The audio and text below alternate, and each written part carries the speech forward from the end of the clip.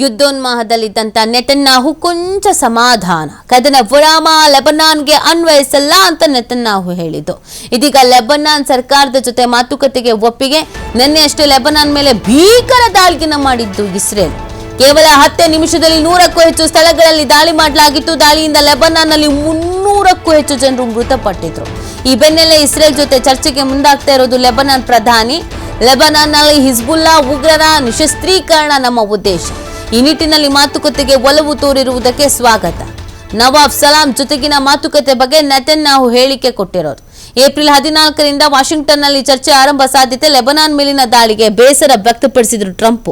ಕೂಡಲೇ ದಾಳಿ ನಿಲ್ಲಿಸಬೇಕು ಅಂತ ನೆತನ್ಯಾಹುಗೆ ಟ್ರಂಪ್ ಸೂಚನೆ ಕೂಡ ಕೊಟ್ಟಿದ್ರು. ಈಗಿನ್ನು ಒಪ್ಪಂದ ಅಂತ ಒಂಚೂರು ಸರಿ ಬರ್ತಾ ಇದೀವಿ, ನೀವು ಹೋಗ್ಬಿಟ್ಟು ಲೆಬನಾನ್ ಮೇಲೆ ದಾಳಿ ಮಾಡಿದರೆ ಹೆಂಗಿದು ಅಂತ. ಸೊ ಹಾಗಾಗಿ ಮತ್ತೆ ಇಲ್ಲಿ ಸ್ವಲ್ಪ ನೆತನ್ಯಾಹು ಸೈಲೆಂಟ್ ಆದಂಗೆ ಕಾಣಿಸ್ತಾ ಇದೆ. ಯಾಕೋ ಗೊತ್ತಿಲ್ಲ, ಎಲ್ಲ ಬೆಳವಣಿಗೆಗಳಾಯ್ತಲ್ಲ. ಈಗ ಒಂಚೂರು ಓಕೆ ಮಾತಾಡಿದ್ರೆ ನಾವು ರೆಡಿ ಅನ್ನೋ ಲೆಕ್ಕಾಚಾರದಲ್ಲಿ ಇದ್ದಾರೆ. ಏನೇನು ಮಾತುಕತೆ ಮಾಡ್ತಾರೆ, ಲೆಬನಾನ್ ಮೇಲೆ ಇನ್ಮೇಲೆ ಯುದ್ಧ ಮಾಡಲ್ಲ, ಅಟ್ಯಾಕ್ ಮಾಡಲ್ಲ ಅಂತ ಹೇಳ್ತಾರೋ ಅಥವಾ ಒಂದು ಬ್ರೇಕೋ ಏನು ಎತ್ತ ಅನ್ನೋದು ನೋಡಬೇಕಾಗುತ್ತೆ.